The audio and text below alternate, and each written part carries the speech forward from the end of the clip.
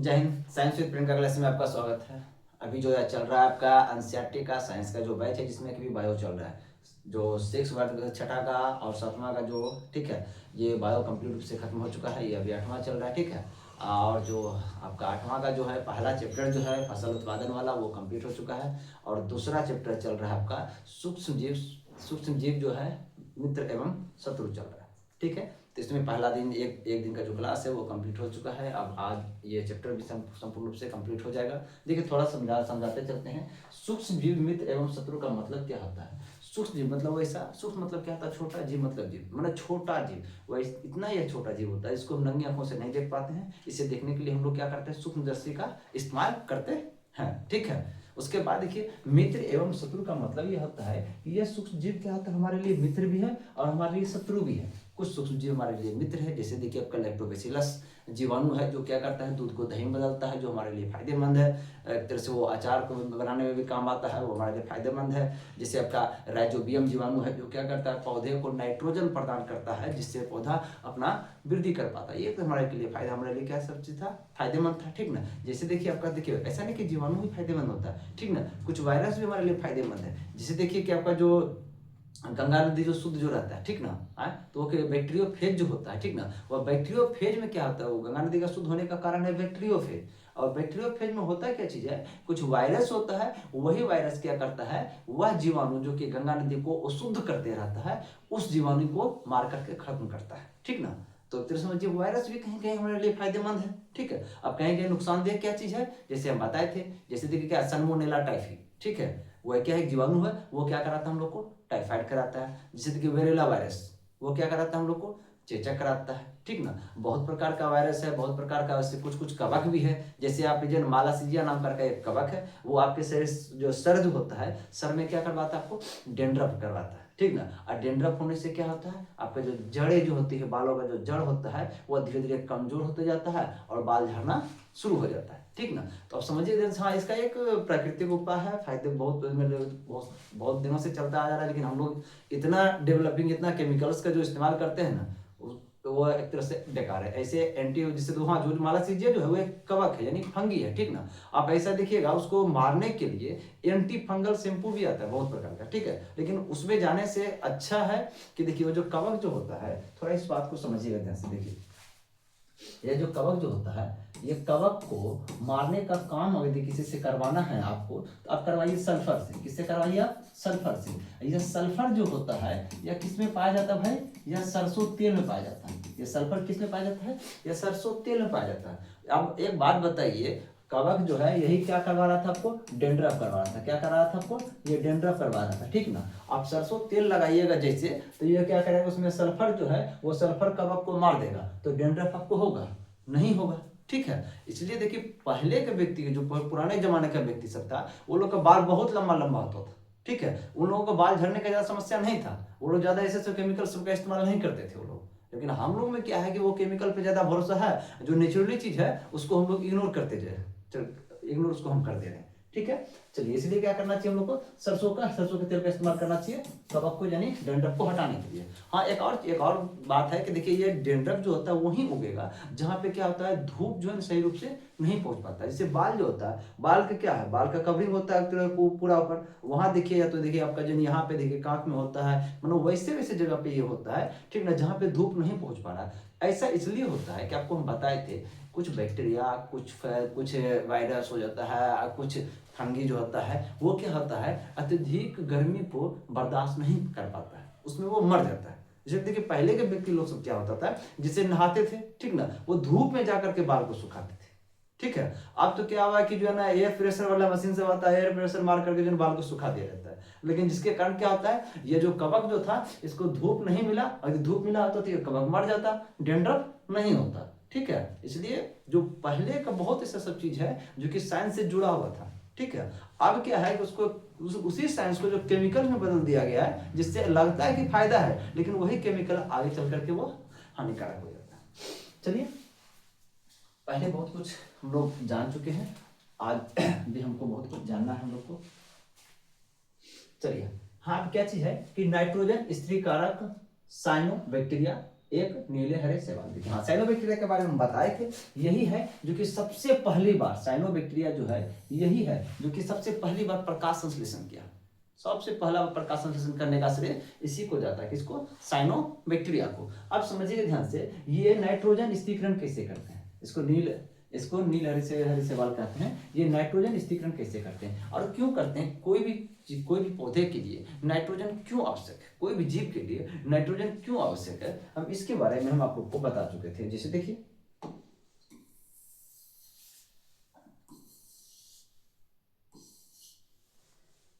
इसका बात है कि हम आपको बताए थे कि हमारे बॉडी का वृद्धि और विकास होने के लिए, हम लोग चाहे हम हो चाहे पौधा हो कोई भी हो, ठीक है, सबका वृद्धि और विकास होने के लिए प्रोटीन की अति आवश्यकता होता है। प्रोटीन की अति आवश्यकता होता है। अब प्रोटीन का सबसे सूक्ष्म जो कण होता है, सबसे छोटा रूप जो होता है, वो आपका हो गया अमीनो अम्ल। क्या होता है? अमीनो अम्ल होता है।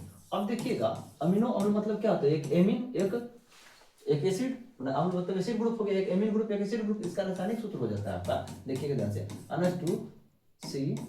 ये हम बताए थे पिछले क्लास में बताए थे, तब फिर भी अभी बता दे रहे हैं, ठीक है। देखिएगा इसमें कि यहाँ एक नाइट्रोजन है, यदि नाइट्रोजन नहीं होगा तो ये अमीनो अम्ल जो ये स्ट्रक्चर जो है, ये स्ट्रक्चर नहीं बनेगा, यानी अमीनो अम्ल नहीं बन पाएगा तो प्रोटीन भी नहीं बन पाएगा। प्रोटीन का मतलब ही होता है वृद्धि, चाहे मेरा हो चाहे पौधे का हो। यदि वृद्धि हम लोग नहीं करेंगे, बचपन से इतना बड़ा नहीं होते तो कोई फायदा नहीं हो पाता, ठीक है। हम लोग का जो बचपन से जो इतना बड़ा हो गए हैं, ठीक है, ये सब करवाने का काम किसका है? यह है आपका प्रोटीन का, ठीक है। चलिए, इसलिए हमको नाइट्रोजन का बहुत जरूरी है, हमें भी है और पौधे के लिए भी है।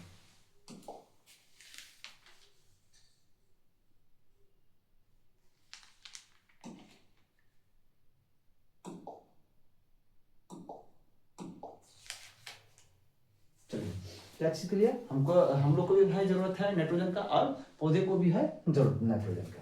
चलिए, अब आगे के देखते हैं ये किस प्रकार से नाइट्रोजन स्थिरीकरण मतलब का यही होता है। देखिए, नाइट्रोजन स्थिरीकरण का मतलब क्या चीज होता है? जो हवा जो होता है, ठीक ना, हवा या कहिए वायुमंडल की है, उसमें क्या होता है आपका नाइट्रोजन कितना होता है? ये 78% होता है ना। ऑक्सीजन कितना होता है? 21% होता है, ठीक है। और कार्बन डाइऑक्साइड कितना होता है? 0.03%, और अन्य गैस होता है। तो नाइट्रोजन स्थिरीकरण का मतलब क्या होता है? जितना वायुमंडल में नाइट्रोजन है उससे हमको यूज भी कर लेना है और वायुमंडल में उतना रहने भी देना है।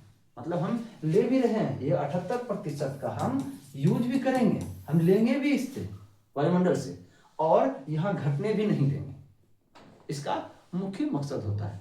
ये चीज के बारे में भी और संपूर्ण रूप से बताएंगे कैसे नहीं घटता है, लेकिन हाँ, हम कैसे कैसे हम ले रहे हैं, हम उस चीज को समझते हैं। साइनोबैक्टीरिया किस प्रकार से लेता है। चलिए देखिए, जो साइनोबैक्टीरिया नील हरित शैवाल, बाद में ये पौधा है, ठीक है, ये पौधा है, और क्या है आपका? एक तो शैवाल है, कौन? नील हरित शैवाल। देखिए, ये क्या करता है कि ये समझिए ध्यान से, ठीक ना, ये एक एंजाइम छोड़ता है। जिस वायुमंडल में नाइट्रोजन N2 है, ठीक है, ये एक एंजाइम छोड़ता है। वो एंजाइम क्या करता है? इस नाइट्रोजन को क्या करता है? ये अमोनिया में बदल देता है। वो एंजाइम क्या करता है? इस नाइट्रोजन को अमोनिया में बदलता है। फिर इस अमोनिया को कौन ग्रहण कर लेता है? शैवाल ग्रहण कर लेता है। इस अमोनिया के साथ साथ में देखिए NH3 हो गया, टोटल अमोनिया कुल मिलाकर के क्या हो गया? अमोनिया हो गया। लेकिन इस अमोनिया में नाइट्रोजन है ना, बस ये नाइट्रोजन को ले लेगा अपना वृद्धि एवं विकास करने के लिए, ठीक है। और देखिएगा ध्यान से, कुछ कुछ ऐसा भी पौधा होता है, ठीक है, कि जैसे देखिए कि जो जल में रह रहा है, ठीक ना, अब जो इस प्रकार से नहीं कर पा रहा है, शैवाल की तरह नहीं काम कर पा रहा है, तो अब देखेंगे कुछ कुछ जो है ना कीटभक्षी पौधा सब जो है, ठीक ना, कीटभक्षी पौधा सब होता है। कुछ कुछ देखते होंगे कि जो कि हाँ, कि वो कीड़े मकोड़े को खा जाता है, पौधा है लेकिन कीड़े मकोड़े को खाता है। वो क्यों करता है उसका भी आप समझिएगा ध्यान से। वो क्या होता है? जल में पाया जाता है। क्या पाया जाता है? जल में पाया जाता है। हाँ, उससे पहले एक और चीज समझ लीजिए, ठीक है। देखिए, पौधा जो होता है,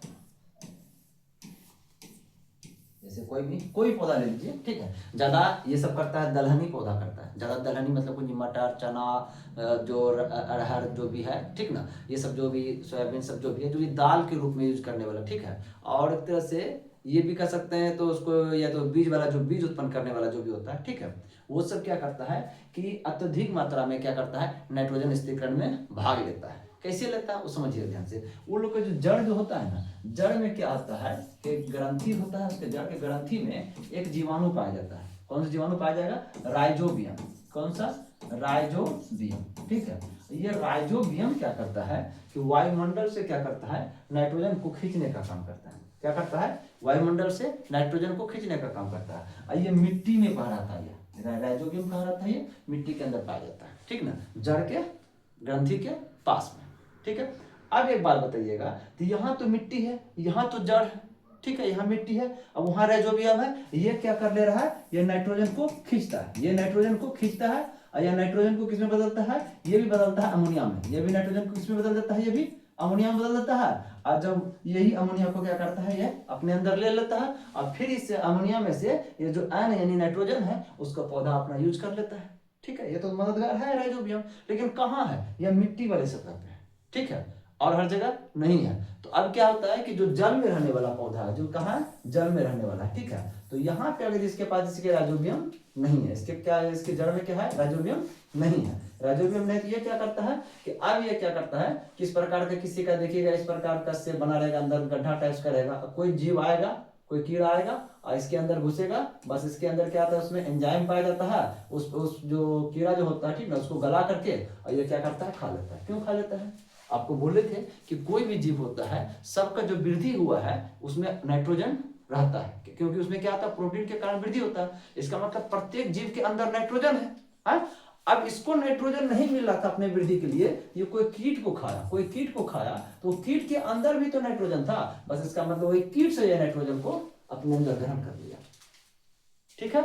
नाइट्रोजन क्यों आवश्यक है ये चीज आप समझ चुके हैं। चलिए, ये क्या चीज था आपका? शैवाल के बारे में, शैवाल किस प्रकार से नाइट्रोजन को ग्रहण करता है। अभी हम जान रहे हैं कि नाइट्रोजन किस प्रकार से हम लोग ग्रहण करते हैं, यानी शैवाल सब जो है किस प्रकार ग्रहण करता है। अभी बहुत कुछ अभी जानना बाकी है इसमें, ठीक है। चलिए, इसमें एक और चीज बताया जा रहा है कि जो भी सूक्ष्म जीव जो है, ठीक ना, कुछ सूक्ष्म जीव होते हैं ये चीज के जो है कचरे का निपटारण भी करते हैं। जैसे आप देखिए हमने कि कोई भी, चलिए, ये प्रेक्षण के आधार पर ये कहना चाह रहा है कि देखिए,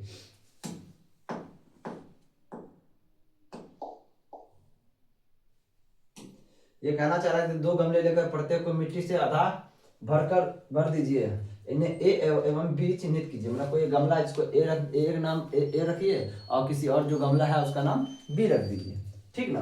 और उसमें बोल रहा है कि ए गमले में पौधे का कचरा भर दीजिए, पौधा का कचरा यानी पौधा का टहनी हो गया, पौधा का पत्ता हो गया, ये सब चीज उसमें भर दीजिए, ठीक ना। और बी गमले में पॉलिथीन की थैली भर दीजिए, ठीक ना। कांच की खाली बोतलें और प्लास्टिक के टूटे खिलौने इत्यादि भर दीजिए। अब देखिए, अब उसमें बोल रहा है कि उन्हें एक और रख दीजिए, ठीक है। 3-4 सप्ताह बाद उसका परीक्षण कीजिए। 3-4 सप्ताह बाद परीक्षण होने के बाद क्या हो जाएगा कि जो वहां पे जो ये सब जो पौधे का जो कचरा था, ये क्या था? पौधे का जो कचरा था, वो क्या क्या करेगा? उसको बैक्टीरिया क्या करेगा? उसको सड़ा गला करके उसको खत्म कर देगा, ठीक है। लेकिन यह जो आपका जो ये प्लास्टिक जो होता है, प्लास्टिक को क्या करता है? बैक्टीरिया उसको सड़ा गला नहीं पाता है, वो जैसा का जैसा ही रह जाता है। हाँ, वो सड़ने गलने से क्या चीज फायदा होता है? सड़ने गलने से क्या होता है? एक मीथेन गैस भी निकलती है, उससे मीथेन गैस निकलती है, और उसके साथ साथ क्या होता है कि जो कचरा होता है, कचरा का भी निपटारा हो जाता है, और उससे नाइट्रोजन गैस भी निकलता है, ठीक है। और वह नाइट्रोजन गैस जो होता है, और वह नाइट्रोजन गैस को क्या होता है? वायुमंडल में छोड़ दिया जाता है, वायुमंडल में खुद चला जाता है, ठीक है। और गंदगी जो होता है, जो प्रदूषण जो होता है, उससे भी हम लोग मुक्त हो जाते हैं, ठीक है। चलिए, वही गवर्नमेंट ने बोला, देखिए, हानिकारक सूक्ष्म जीव। अब हानिकारक सूक्ष्म जीव क्या क्या चीज है इसके बारे में हम पहले भी पढ़ चुके हैं, और चलिए, देखिए, बहुत ऐसे सूक्ष्म जीव जो कि हम लोग के लिए नुकसानदेह है, इसके बारे में बहुत ज्यादा पीछे भी जान चुके हैं, फिर अभी आगे भी कुछ जानना है। चैप्टर यही हो रहा है कि देखिए, एनसीईआरटी में ऐसा लगता है कभी कभी एक ही चीज को बार बार थोड़ा रिपीटेशन टाइप का लग जाता है, ठीक है। चलिए, कोई बात नहीं है। देखिए, हानिकारक सूक्ष्म जीव क्या चीज है हम समझते हैं ध्यान से। मतलब देखिए, ये यहाँ पे मुख्य रूप से फोकस किया हुआ है किसको? तो मच्छर को लेकर के सबसे ज्यादा, ठीक है, या कोई मक्खी को लेकर के, ठीक है। वो किस प्रकार से हम लोग को नुकसान पहुंचाते हैं, देखिए, समझिए ध्यान से।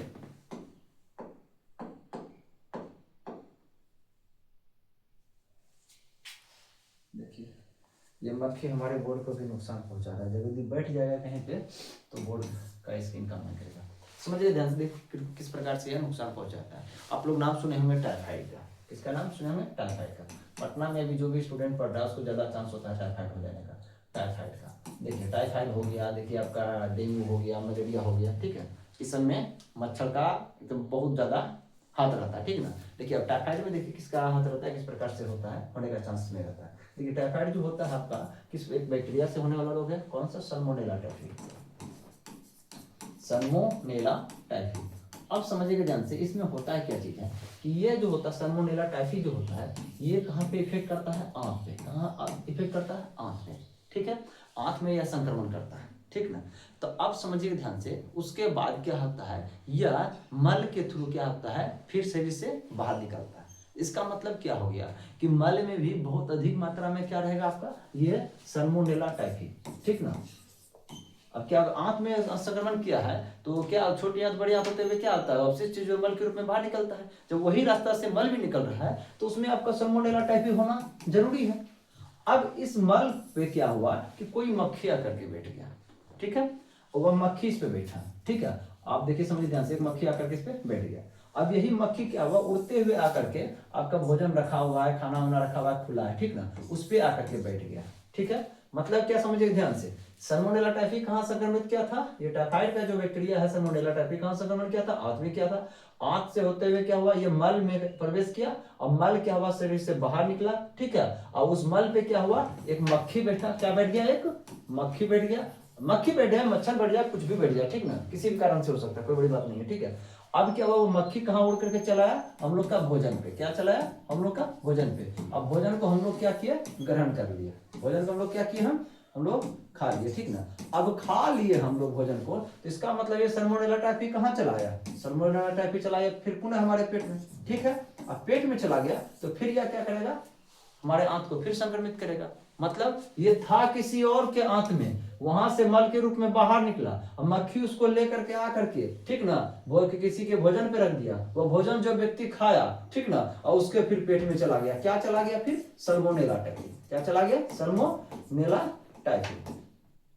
तो इसका मतलब क्या हो गया कि वह व्यक्ति भी जो खाया है, वह व्यक्ति भी क्या हो जाएगा, टाइफाइड रोग से ग्रसित हो जाएगा, ठीक है। अक्सर देखिए टाइफाइड जो रोग जो होता है आपका गंदा पानी पीने से या प्रदूषित भोजन ग्रहण करने से, इसलिए कोई भी भोजन है उसको एकदम ढक करके रखिए, उसको खुले कभी मत छोड़िए, ठीक है। चलिए, अब ऐसा एक चीज होता है आपका टाइफाइड का ऐसा प्रक्रिया होता है। अब जैसे देखिए आपका एक मलेरिया का जो होता है, मलेरिया किससे होता है, चलिए ये तो बैक्टीरिया से हो रहा था, चलिए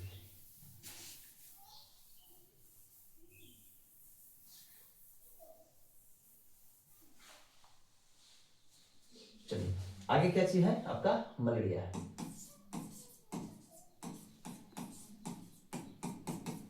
मलेरिया के बारे में इसमें दिया गया है, देखिए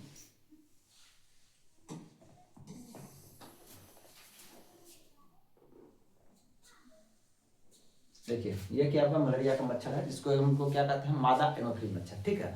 और वही देखिए एक और जो है आपका, देखिए ये डेंगू जो होता है वो क्या होता है, मादा एडिस मच्छर से, ठीक ना। अब दोनों में देखिए हमें यहाँ भी लगा हुआ है मादा, यहाँ भी लगा हुआ है मादा एनोफिलिस, यहाँ भी लगा है मादा एडिस। अब एक और चीज देखिए, पहले हम ये चीज कंफर्म कर दे रहे हैं, ये मादा या मादा हमेशा क्यों लग रहा है हर जगह, समझिए ध्यान से, देखिए पहले इस पॉइंट को समझ लीजिएगा, ठीक है। ठीक है, कोई भी चीज में देखिए, कोई भी जो रोग जो कराता है, जो भी मच्छर कराता है, वो क्या करता है, वो उसमें वो मादा ही मच्छर करा सकती है, नर मच्छर नहीं करा पाता है। कारण इसका मुख्य यह होता है कि जो मादा मच्छर जो होता है वह उसको ब्लड की इसलिए आवश्यकता पड़ती है, क्योंकि देखिए हम लोग का जो ब्लड होता है, ब्लड में क्या क्या चीज पाया जाता है, हम लोग का जो रक्त होता है, रक्त में क्या चीज पाया जाता है, ये कार्बोहाइड्रेट पाया जाता है, ठीक है। और क्या चीज पाया जाता है, प्रोटीन पाया जाता है, ठीक है। और क्या चीज पाया जाता है, वसा पाया जाता है। और क्या चीज पाया जाता है, विटामिन पाया जाता है। और क्या चीज पाया जाता है, खनिज पाया जाता है, ठीक है। और एक और बात समझिए ध्यान से, इतना सब कुछ पाया था हम लोग को रक्त में है। अब देखिए जो मादा मच्छर जो होती है उसको अपने बच्चे का पोषण करने के लिए, ठीक ना, बच्चे का पोषण करने के लिए उसको ये सब चीज का, कोई भी जीव है, हर जीव को इस चीज का जरूरत पड़ता है अपने पोषण प्रक्रिया के लिए, ठीक है। अब उस बच्चे को जन्म देगी, उसको बच्चे के लिए क्या चीज, ये सब चीज का आवश्यकता है। तो वो कहाँ जाएगा करने के लिए, कहाँ से अपना अर्जित करेगा इतना इतना, वो डायरेक्ट वो क्या करता है कि हम लोग का क्या करता है, मानव के नस में आकर के क्या करेगा, वो इंजेक्ट करेगा और वहां से क्या ले लेगा, रक्त ले लेगा, ठीक है। तो अब एक और बात है, ठीक है, जरूरत तो है उसको, लेकिन क्यों ऐसा, क्यों वही कहे लेगी, वो नर मच्छर भी कर सकता है, लेकिन कारण क्या होता है कि ये जो मादा जो मच्छर होती है, मादा मच्छर में मादा मच्छर का जो सूर जो होता है ना, डंक जो होता है, ठीक ना, डंक में एक महीन टाइप का एक पाइप नली संरचना होती है, ठीक है, वो बहुत नुकीला होता है, जिसके कारण क्या होता है कि वह आपका जो है ना त्वचा में इंजेक्ट कर पाता है। और उसके साथ साथ उसके पास एक और चीज, जैसे बेहोशी वाला होता है ना, देखते होंगे कि एक इंजेक्शन डॉक्टर देता है बेहोशी वाला, तो वहां पे कोई काटेगा चिरेगा, आप खुद देख रहे हैं कि काट रहा चिर रहा, आपको दर्द नहीं होगा, ठीक ना। उसी प्रकार से वह क्या करता है कि वहां पे एक जो है स्प्रे करता है पहले, ठीक ना, स्प्रे कर देता है वह मच्छर, जिसके कारण से क्या होता है आपको पता नहीं चल पाता है आपके शरीर के अंदर क्या इंजेक्ट हुआ। पहला काम ये करता है। दूसरा काम करता है कि एक और केमिकल डालता है, ठीक ना, वो क्या करता है एंटी जो रक्त जो थक्का, जैसे कहीं भी देखिए छेद होता है वहां रक्त थक्का बन जाता है। अब रक्त का थक्का बन जाएगा तो वहां तो ब्लड आएगा नहीं, ब्लड आएगा नहीं तो वो कैसे पी पाएगा, ठीक ना। इसलिए वो क्या करता है कि जो है ना वो रक्त थक्का ना जमे उसके लिए एक केमिकल स्राव करता है, जिससे वहां आपका रक्त थक्का नहीं जमेगा और तब तक वो खींचते रहेगा। सोच सकते हैं उसके सूर में बहुत, और उसका जो डंक जो होता है, डंक का लंबाई भी क्या होता है, अति जो नर मच्छर जो होता है उसके तुलना में अधिक होता है। कितना बुद्धि लगाया, पहला बुद्धि ये लगाया कि वो ऐसा स्प्रे मारा जिससे क्या हुआ कि जो आपको पता नहीं चलेगा, आपको दर्द महसूस नहीं होगा। दूसरा क्या किया, आपके रक्त को जमने नहीं दिया, ठीक है, और वहां से क्या किया, रक्त को खींच लिया, रक्त खींच लिया तो उसके शरीर के अंदर क्या क्या चला गया, ये सब चला गया, ठीक है। हाँ, अब समझिएगा ध्यान से, ये सब जाने के साथ साथ हम लोग के शरीर में जो भी बीमारी जो होता है, ठीक ना, बीमारी का इन्फेक्शन भी क्या होता है हम लोग के ब्लड में जाता है। ऐसा बात नहीं है कि जो भी बैक्टीरिया, कोई भी बैक्टीरिया से हम लोग से ग्रसित है तो क्या हमारे ब्लड में नहीं जाएगा, तो वो जाएगा, ठीक है। और वही बात होता है कि जैसे हमको क्या हुआ है, मलेरिया हुआ है, ठीक है, हमें क्या हो गया है, मलेरिया हुआ है। तो अब बताइएगा मलेरिया किससे होता है, प्लाज्मोडियम से होता है। किससे होता है, प्लाज्मोडियम से होता है, प्लाज्मोडियम से होता है, ठीक ना। समझिए ध्यान से, मलेरिया किससे होता है, ये प्लाज्मोडियम से होता है। अब बताइएगा जैसे हमको यदि मलेरिया है तो ये प्लाज्मोडियम क्या होगा, हमारे रक्त में भी होगा। प्लाज्मोडियम क्या होगा, हमारे रक्त में भी होगा, ठीक ना। अब ये रक्त को क्या किया कि कोई जो है ना मादा एनोफिलीज मच्छर ले लिया, मादा एनोफिलीज मच्छर ले लिया, ठीक है, चूस करके। अब इस मादा एनोफिलीज के अंदर में क्या चला गया, अब ये प्लाज्मोडियम चला गया, ठीक है, प्लाज्मोडियम चला गया। अब बताइए फिर जाकर के यह मादा एनोफिलीज मच्छर एक ही व्यक्ति को थोड़े डंक करेगी, ठीक है, यह फिर जाकर के क्या करेगी, किसी और व्यक्ति को यह डंक करेगी, ठीक है। और उसके डंक में क्या चीज छुपा हुआ है, ये मादा एनोफिलीज मच्छर है। अब जिसको जिसको यह मादा एनोफिलीज मच्छर काटेगी, अब क्योंकि यह क्या होगा, प्लाज्मोडियम से ग्रसित हो गई है, ठीक है, उसके अंदर प्लाज्मोडियम चल गया, वह सब के अंदर क्या हो जाएगा, यह प्लाज्मोडियम प्रवेश करते जाएगा, ठीक है। इसका मतलब कि जिसको इसको काटेगी सबको क्या होगा, मलेरिया होते जाएगा। अब एक और बात इसमें होता है कि प्लाज्मोडियम करता क्या चीज है, ठीक है, बात भी ठीक है, उसमें प्लाज्मोडियम चला गया, वो प्लाज्मोडियम सबके शरीर में इंजर्ड, जिसको इसको वो डंक मार रही है सब में प्लाज्मोडियम जा रहा है। तो प्लाज्मोडियम करता क्या चीज है, समझिए ध्यान से,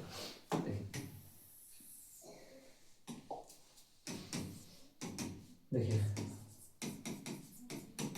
प्लाज्मोडियम जो होता है हमारे रक्त में उपस्थित जो आरबीसी होता है ना, ठीक है, ये आरबीसी जो होता है इसको मारने का काम करता है ये प्लाज्मोडियम।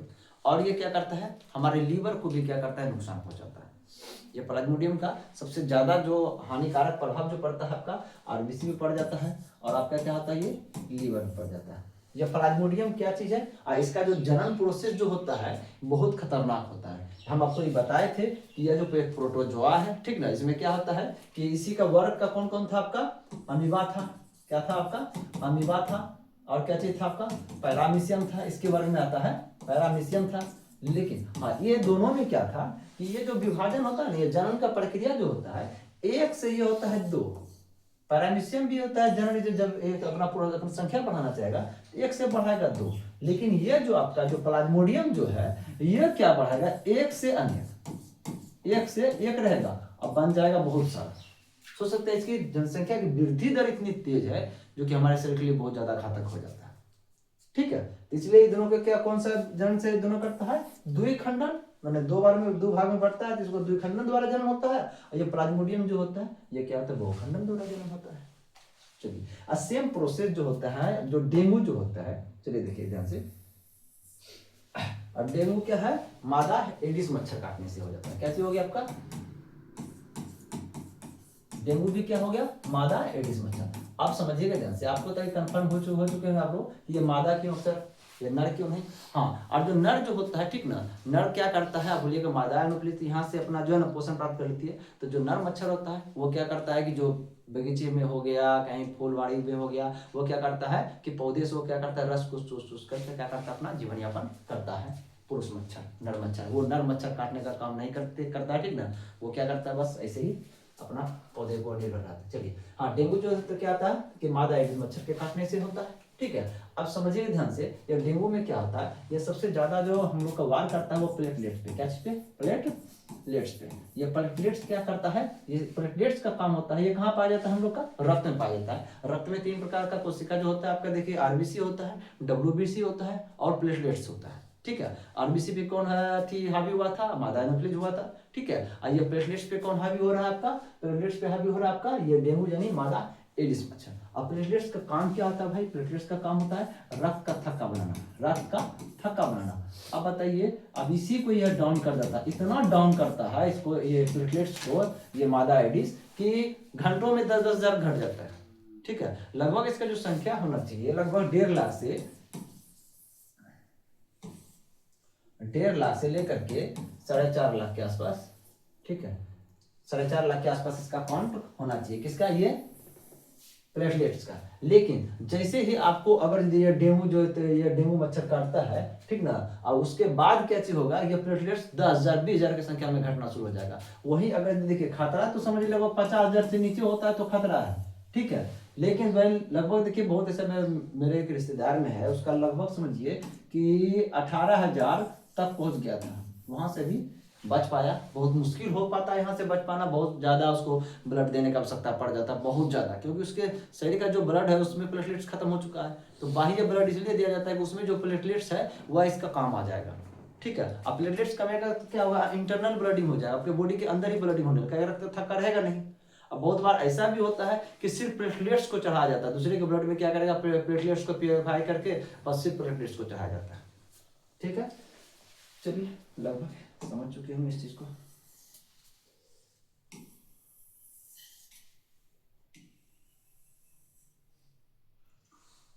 चलिए, अब है कि इसी में बोला है कि जन सभी मच्छर जल में ही उत्पन्न होते हैं, जितना भी मच्छर होता है वो क्या होता है, जल में ही आपका उत्पन्न होता है, ठीक है। अब उसको उत्पन्न होने से रोकने के लिए क्या करना चाहिए हम लोग को, जहां भी जल है जमा है, ठीक ना, उसको हटा दीजिए वहां पे, ठीक है। या तो अक्सर क्या कीजिए, उसमें जो है ना, या तो आपका जो व्यंजक चूर्ण सब जो आता है, ठीक है, वो सबको उसमें क्या करिए, डालते रहिए। या तो ऐसा कीजिए कि जहां बहुत देर से जमा हुआ है ना, बहुत देर से जमा हुआ है जल, उसमें क्या कीजिए, आप केरोसिन डाल दीजिए। देखिए केरोसिन डालने से क्या चीज होता है, इस बात को थोड़ा समझिएगा। बहुत देर से जमा हुआ जल है, उसमें आप केरोसिन जैसे डालते हैं, जैसे देखिए ये जल है बहुत देर से जमा हुआ, ठीक ना, इसके ऊपर जब केरोसिन जब डालते हैं, देखिए उसमें क्या करता है, जो भी मच्छर होता है ना, तो वो क्या होता है कि अंदर में जनन प्रक्रिया करता है, ठीक है। वो सांस लेने के लिए अक्सर ऊपर आएगा, सांस लेगा, ऑक्सीजन लेगा, नीचे जाएगा, फिर कोई दूसरा भी ऊपर आएगा, फिर सांस लेकर नीचे जाएगा, फिर ऊपर आएगा, सांस लेकर के नीचे जाएगा। ये ऑक्सीजन जो ग्रहण करता है, जो मच्छर जो होता है जब अपना जनन प्रोसेस के दौरान, ठीक है, वो क्या होता है कि ये ऊपर आता है, नीचे आता है। ऊपर इसलिए आता है कि ऑक्सीजन को लेगा जल के ऊपर के लेयर से, ठीक है। लेकिन अगर यदि आप यहाँ पे केरोसिन तेल छीट देंगे, वो उस पर डाल देते हैं, तो केरोसिन तेल क्या करता है, ऊपर एक लेयर बना देता है, ऊपर एक लेयर बना देता है। लेयर बना देने से क्या होगा कि यह जो होता है उस लेयर को क्या करेगा, मच्छर पार ऊपर नहीं कर पाएगा, वो यहीं तक रह जाएगा, तो इसको ऑक्सीजन मिलना बंद हो जाएगा और ये मर जाएगा। इसलिए जहां भी पानी जमा हुआ है उसमें केरोसिन तेल अगर डाल देते हैं, तो वहां पे जो भी मच्छर पनप रहा होगा, बढ़ रहा होगा, वो खत्म हो जाएगा।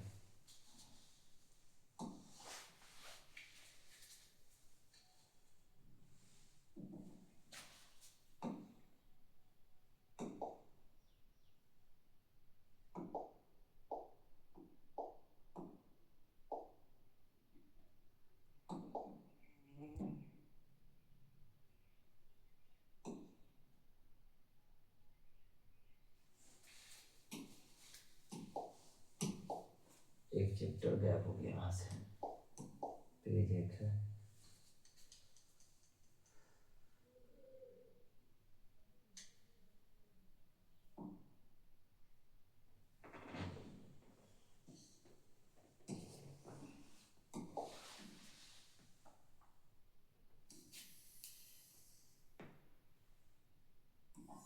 चलिए, अब थोड़ा इसमें सिर्फ समझने की बात है, थोड़ा सा हम लोग समझते जाते हैं, ठीक है। मतलब इसमें है एक तरह से क्या कि जो है ना, इसमें मुख्य बात यह है कि हमको किस प्रकार से कोई भी खाद है जिसको हम लोग भोजन जो है भोजन को जो भी चीज हम ग्रहण करते हैं उसको सुरक्षित किस प्रकार से रख सकते हैं, ठीक है। जैसे कि देखिएगा कि जो आम खरीद के जैसे आप लेकर के आए हैं, ठीक ना, कुछ देर तक छोड़ दीजिए वो सड़ जाएगा, ठीक है। लेकिन उसी आम का आप अचार बना दीजिए, ठीक ना, वो 3-4 महीने तक चल जाता है, ठीक है। क्यों चल जाता है, वो इस चीज को लेकर के पिछले कक्षा में भी हम बता चुके हैं संपूर्ण रूप से। क्यों? क्योंकि जो अचार जो होता है, अचार में क्या होता है आपका, वो लैक्टिक एसिड होता है, और एसिड क्या करता है, वो बैक्टीरिया को मारने का काम करता है, उसमें बैक्टीरिया पनप नहीं पाएगा। और उसमें देखिए नमक डाला जाता है, नमक क्या करता है, वो भी बैक्टीरिया को मारने का काम करता है, ठीक है। उसके बाद तीसरा चीज क्या होता है आपका, उसमें सरसों का तेल डाला जाता है, ठीक है। वो तेल क्या करता है, कोई भी चीज पे आप तेल डालिएगा ना, तो वो तेल क्या करता है, जैसे वो क्या करता है, ऊपर से कवरिंग बना देता है। वो तेल क्या करेगा, ऊपर से कवरिंग बना देगा, और ऊपर का जो नमी जो है वो अंदर नहीं प्रवेश करेगा, चाहे बैक्टीरिया भी अंदर प्रवेश नहीं कर पाएगा, जिसके कारण वो सुरक्षित रहता है, ठीक है। ये बात तो हम बता दिए थे, और यही बात इसमें बोलना है, तो ज्यादा कोई काम है नहीं इसमें, इस पॉइंट पे।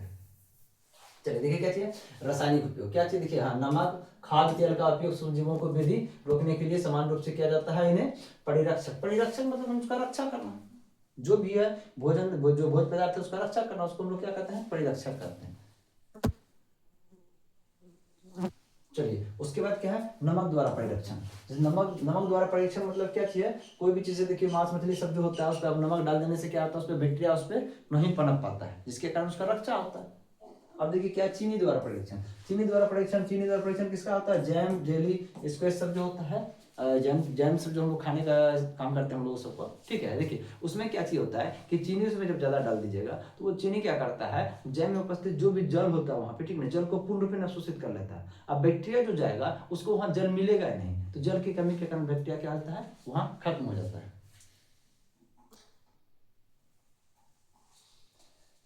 चलिए अगला क्या चीज है, तेल एवं सिरके का परीक्षण। तेल एवं सिरके का परीक्षण वही आपको बताया, कोई भी खाद्य पदार्थ है उस पर, अगर देखो एक खाद्य पदार्थ है उस पर यदि तेल उस पर डालिएगा तो उसके ऊपर क्या करेगा, तेल जो अपना एक कवरिंग बना लेगा, जिससे अंदर बैक्टीरिया ना प्रवेश कर पाएगा, कोई नमी प्रवेश ना कर पाएगा, जिसके कारण ये सुरक्षित रहता है अंदर में जो पदार्थ है। चलिए गर्म एवं ठंडा करके, हाँ कोई भी चीज को अगर गर्म कर देते हैं उसके अंदर जो भी बैक्टीरिया हो, जो भी वायरस हो, वो क्या होता है, वो मर जाता है। इस चीज को लेकर के हम बहुत बार बता चुके हैं इस चैप्टर में। चलिए हाँ, अब समझिएगा ध्यान से, देखिए पाश्चुरीकरण के बारे में थोड़ा समझना है, ठीक है। पाश्चुरीकरण क्या चीज होता है, समझिए ध्यान से। कोई भी चीज है, ठीक, जैसे कि वो दूध जो होता है, पहले क्या कीजिए उसको, देखिए 70 डिग्री से ताप पर 15 से 30 सेकेंड के लिए गर्म करते हैं, लगभग 70 डिग्री से ताप पर 15 से 30 सेकंड तक गर्म कीजिए। गर्म करने के बाद उसको एकाएक ठंडा कीजिए, एकाएक ठंडा करके उसको पैक कर दीजिए। वह दूध क्या होगा, खराब नहीं होगा। देखते होंगे कि दूध जो होता है लंबा लंबा समय तक क्या होता है कि जो न रह जाता है वो खराब नहीं होता है। वो कौन सा दूध होता है, वह पाश्चुरीकृत दूध होता है। चलिए ठीक है, भंडारण एवं पैकिंग। कोई भी चीज को यदि आप जो है ना भंडारण, यदि वैसा सब चीज डाल करके, जैसे कि देखिए आपका ये कुरकुरे चिप्स सब जो खाते हैं, उसका भंडारण अच्छा तरह से क्या क्या किया जाता है, उसमें यही होता है कि जो नाइट्रोजन जो गैस जो होता है, उस कुरकुरे का जो डब्बा होता है, जो पैकिंग होता है, उसमें नाइट्रोजन गैस डाल दिया जाता है, जिसके कारण क्या होगा कि उसमें किसी प्रकार का जो है ना हानिकारक कोई भी रिएक्शंस नहीं होगा, कोई बैक्टीरिया उसमें नहीं पनपेगा, ठीक है। चलिए नाइट्रोजन स्थिरीकरण के बारे में हम बता दिए हैं, थोड़ा सा लगभग बता चुके थे, ठीक है। इसमें थोड़ा सा बस आगे से समझाएंगे, ये चैप्टर का कहानी खत्म हो जाएगा। चलिए यहीं पे समझाना था। चलिए देखिए किस प्रकार से हम नाइट्रोजन का स्थिरीकरण करेंगे, जो वायुमंडल का जो है। चलिए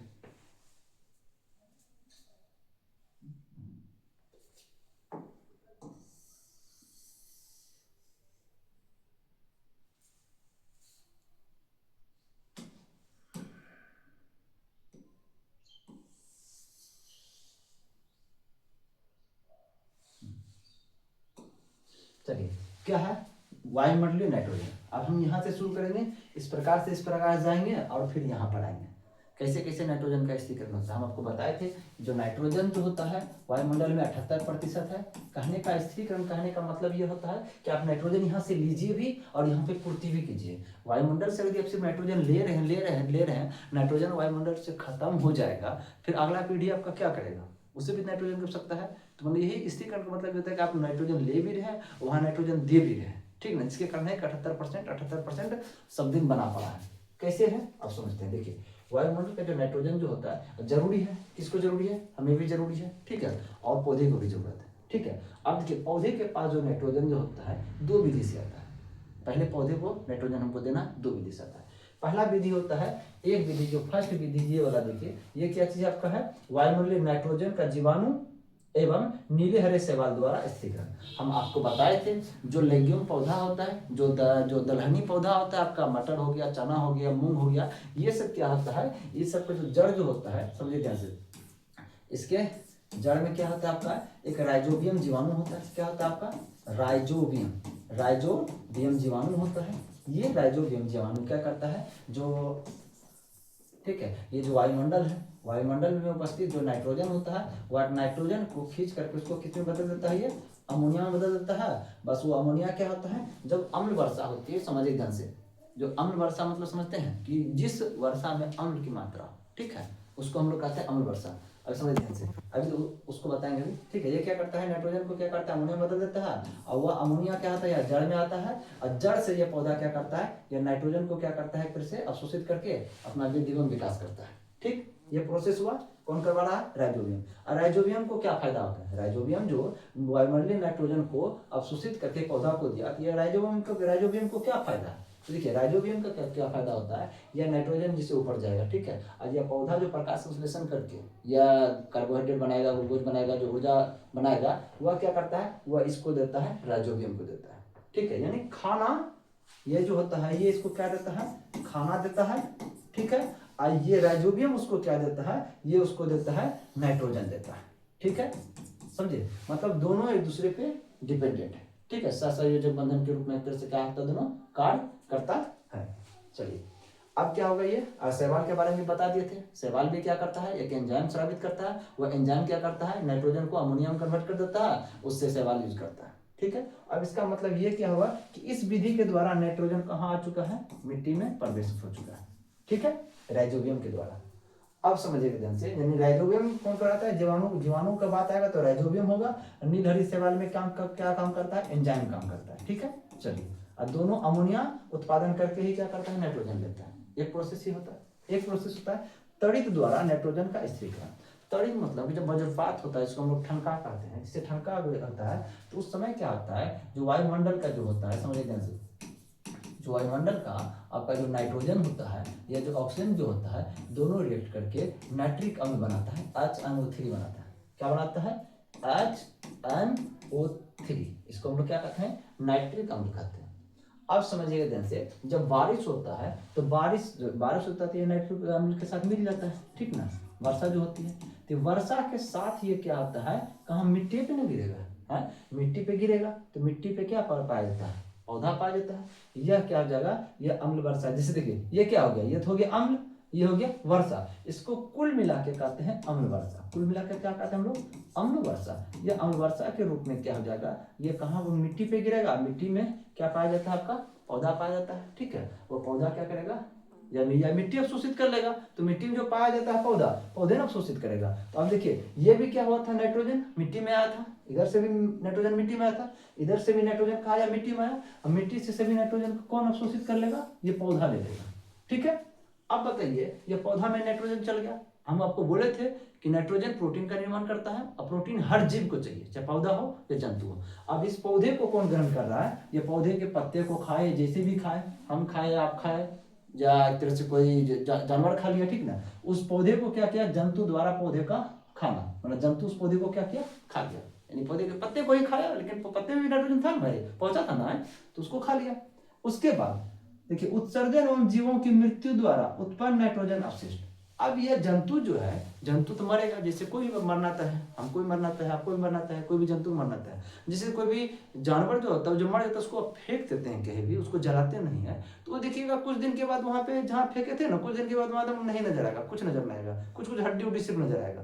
क्या होता है कि वहां जो बैक्टीरिया जो होता है, बैक्टीरिया उसको खाना शुरू करता है, ठीक ना। पहले देखिएगा महकेगा, महक धीरे धीरे सब कुछ खत्म कर देता है बैक्टीरिया, दुर्गंध से भी बचा जाता है, और उसको क्या करेगा, नष्ट करके जो उसको जो खाता है, उसी दौरान क्या होता है कि दो चीज का निर्माण होता है, ठीक ना। उसमें तो मीथेन तो निकलेगा ही, ये तो होता है, ठीक है। और एक तरह से जो हम लोग जो गोबर गैस का जो इस्तेमाल करते हैं, वो भी क्या करता है, उसमें बैक्टीरिया के द्वारा ही क्या करता है, मीथेन गैस का निर्माण किया जाता है। बहुत प्रकार से फायदा है हम लोग को सूक्ष्मजीवी, हम लोग के लिए बहुत ज्यादा फायदेमंद सब है, ठीक है। तो पहले यहाँ पे समझते हैं। अब जो भी जंतु मरता है, यही बोल रहा है, देखिए उत्सर्जन एवं जीवों की मृत्यु द्वारा उत्पन्न नाइट्रोजन, जो मर जाता है व्यक्ति तो उसमें क्या होता है, नाइट्रोजन जो रहता है वह नाइट्रोजन क्या होता है, गैस के रूप में वहां से क्या होता है, वायुमंडल की ओर जाना शुरू करता है। किसके माध्यम से, गैस के माध्यम से वायुमंडल की ओर जाना शुरू करता है।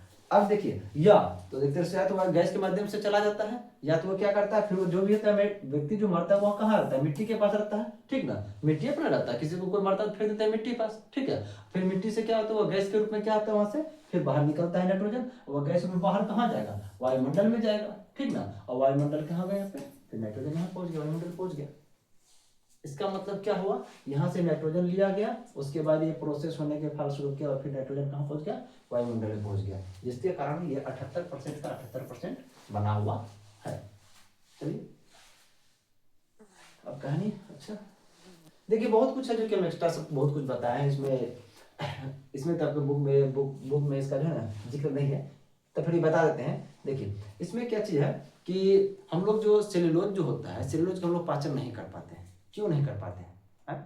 कारण यह होता है, ये जो गाय सब जो है सेल्यूलोज का पाचन कर पाता है, क्यों देखिए, यह जो भोजन जो होता है जिसे ग्रहण करेगा, भोजन ग्रहण करने के बाद यह भोजन इसका क्या होता है, इसे पेट में आता है, ठीक ना। ये पेट में इसका बैक्टीरिया पाया जाता है, पेट में क्या होता है, एक विशेष प्रकार का बैक्टीरिया पाया जाता है। यह बैक्टीरिया क्या करता है, सेल्यूलोज को, किसको, सेल्यूलोज को यह तोड़कर उससे क्या करता है, ऊर्जा उत्पन्न करता है, ठीक है। जिसके कारण यह सब क्या होता है, आपका घास वो सब खा सकता है, ठीक है। लेकिन हम लोग घास नहीं खा सकते हैं। कारण क्या होता है कि हम लोग के शरीर में क्या होता है, हम लोग के पेट में जो होता है, यही बैक्टीरिया नहीं पाया जाता है।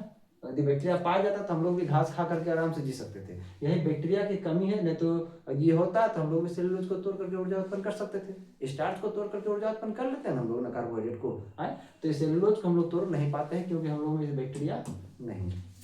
कहानी चैप्टर का खत्म हो चुका है। चलिए शैवाल के बारे में बता चुके हैं। शैवाल क्या प्रकाश संश्लेषण करता है, ठीक है, जिसमें क्योंकि इसमें क्लोरोफिल पाया जाता है। चलिए प्रतिजैविक मतलब क्या होता है, एंटीबायोटिक यानी बायो मतलब कि बैक्टीरिया के खिलाफ काम करने वाला, ठीक है। जिससे क्या होगा आपका कवक, और कवक के खिलाफ कौन काम करता है, आपका सल्फर, ठीक है, जो किसमें पाया था, आपका सरसों तेल में बताए थे। चलिए जीवाणु मतलब कहता है एक कोशिकीय जीव होता है, ये हमारे लिए फायदेमंद भी होता है और नुकसानदेह भी होता है। वाहक मतलब उसको कहते हैं जो कि रोगों को एक स्थान से दूसरे स्थान तक ले जाने का काम करता है। जैसे क्या था आपका, ये जो मच्छर जो था, मच्छर क्या था, वाहक था, मच्छर क्या था, वाहक था। एक इसमें से उसमें ले जाने का काम करता है, एक व्यक्ति से दूसरे व्यक्ति में ले जाने का काम करता है, ठीक है। चलिए उसके बाद क्या चीज है, संक्रामक रोग में उसको कहते हैं जो कि एक व्यक्ति से दूसरे व्यक्ति में फैलता है। जैसे कि टीबी है, टीबी जिसको भी हो जाता है ना, तो टीबी क्या होता है कि जैसे कि टीबी कोई व्यक्ति को हुआ, ठीक है, और उसके जो लार जो होता है, लार में भी टीबी का बैक्टीरिया रहेगा, उसके ब्लड में भी टीबी का बैक्टीरिया रहता है, ठीक है। अब कोई व्यक्ति वह थूकेगा, जैसे थूक दिया कहीं पे, अब कोई बच्चा भी जाकर के उसके हाथ से उसके जो फेंका हुआ थूक है उसमें यदि बच्चा हाथ से छू दिया, उसको टच हो गया है, तो क्या होगा, ट्यूबरकुलोसिस जो बैक्टीरिया जो तो टीबी कराने वाला, ठीक है, वो क्या होगा, उसके त्वचा में सट जाएगा, त्वचा में सट जाएगा तो उसको भी टीबी हो जाएगा। या जो खांसता है, खांसने के फलस्वरूप भी क्या होता है, ट्यूबरकुलोसिस बैक्टीरिया उससे निकलता है, ठीक है। अब कोई व्यक्ति पास में है तो उसके क्या है, श्वसन के माध्यम से या मुख के माध्यम से वो ट्यूबरकुलोसिस बैक्टीरिया उसमें प्रवेश कर जाएगा। इसलिए जो टीबी का जो मरीज होता है उसको कहा जाता है कैसे, मैंने एक फिक्स रूम दे दिया जाता है, बोला कि आप उसी में ज्यादा समय बिताइए, ठीक है। तो इसको क्या कहते हैं, हम लोग संक्रामक बीमारी कहते हैं। चलिए किण्वन जिसमें हम बताए थे कि कार्बोहाइड्रेट को, ठीक ना, यीस्ट की उपस्थिति में ऑक्सीजन की अनुपस्थिति में रिएक्शन कराने के फलस्वरूप जो क्या होता है हम लोग का, कहीं कभी एल्कोहल का निर्माण होता है, ये अलग अलग प्रक्रिया होती है। कहीं हम लोग इसी में क्या करते हैं, हम लोग जो अचार का जो होता है, अचार का भी निर्माण करते हैं, एक तरह से दही का भी निर्माण करते हैं, मतलब कि अलग अलग प्रक्रिया से इस तरह से किया जाता है, ठीक है। किण्वन प्रोसेस होता है ऑक्सीजन की उपस्थिति में रिएक्शन करना, ठीक ना। देखिए कवक क्या होता है, कवक हमारे लिए क्या होता है, फायदेमंद भी है, हमारे लिए नुकसान भी है, ठीक है। जैसे कि आपका मालासीजिया क्या करता है, डेंड्रफ रहता है, कवक यानी आपका जो है ना, ये हो गया आपका ये ईस्ट में, जैसे ईस्ट सब जो होता है क्या करता है आपका, ये किण्वन प्रोसेस के फलस्वरूप क्या करता है, ब्रेड का निर्माण करवाता है। चलिए लैक्टोबैसिलस क्या करता है, लैक्टोबैसिलस एक जीवाणु है जो दूध को दही में कन्वर्ट करता है और किसी भी जैसे कि अचार का निर्माण करने में भी यह मदद करता है, ठीक ना। यानी लैक्टोज को ये क्या करता है, लैक्टिक एसिड में बदल देता है। सूक्ष्म जीव, सूक्ष्म मतलब छोटा जीव, मतलब जीव मतलब वैसा छोटा जीव जिसको हम क्या कहते हैं, नंगी आंखों से नहीं देख पाएंगे, उसको कहते हैं सूक्ष्म जीव। इसके अंतर्गत जितना भी चैप्टर में बताया है सबको इसी के अंतर्गत आता है। आपका नाइट्रोजन चक्र के बारे में बता चुके हैं। नाइट्रोजन चक्र मतलब वायुमंडल में जो 78% था उसको हम ले करके पुनः 78% पूरा देंगे, वो हो गया हम लोग का क्या हो गया, नाइट्रोजन चक्र। नाइट्रोजन ठीक ना। स्त्रीकरण, स्त्रीकरण मतलब से वही मतलब हो गया। पाश्चीकरण मतलब क्या होता है, कोई भी जैसे दूध है, दूध को क्या कीजिए लगभग 70 डिग्री तापमान पे लगभग 30 सेकंड तक क्या कीजिए, कंटिन्यूस गर्म कीजिए, फिर एकाएक ठंडा कर दीजिए और उसको पैक कर दीजिए। तो पाश्चीकरण कहलाता है। पाश्चीकरण से क्या होता है कि दूध फटता नहीं हो, जल्दी खराब नहीं होता है। रोगजनक, रोगजनक मतलब समझिए ध्यान से, एक तरह से जैसे कि रोगजनक, जैसे कि आपका प्लाज्मोडियम क्या था, रोगजनक था, ठीक ना। उससे क्या होता है, एक व्यक्ति से दूसरे व्यक्ति में क्या होता है, वो प्लाज्मोडियम जिसमें उसमें जाएगा वो व्यक्ति रोगी होते जाएगा। परिरक्षण, परिरक्षण मतलब एक तरह से ये हो गया था कि कोई भी खाद्य पदार्थ को बचाने के लिए हम जो चीज का इस्तेमाल करते हैं वो परिरक्षक कहलाता है, वो प्रक्रिया परिरक्षण कहलाता है, ठीक है। चलिए प्रोटोजोआ, प्रोटोजोआ के बारे में बताया कि प्रोटोजोआ कौन कौन सा था आपका, अमीबा था, पैरामीशियम था, यूग्लिना था और प्लाज्मोडियम था, ठीक है। चलिए राइजोबियम, राइजोबियम के बारे में बता चुके थे। राइजोबियम क्या था कि पौधे के जो दलहनी पौधा जो होता है उसके जड़ में पाया जाता है। ये क्या करता है, वायुमंडल से नाइट्रोजन को खींच करके पौधे को देता है ताकि पौधे वृद्धि विकास कर सके, और बदले में पौधे राइजोबियम को क्या देता है, खाना खाने के लिए देता है, बस।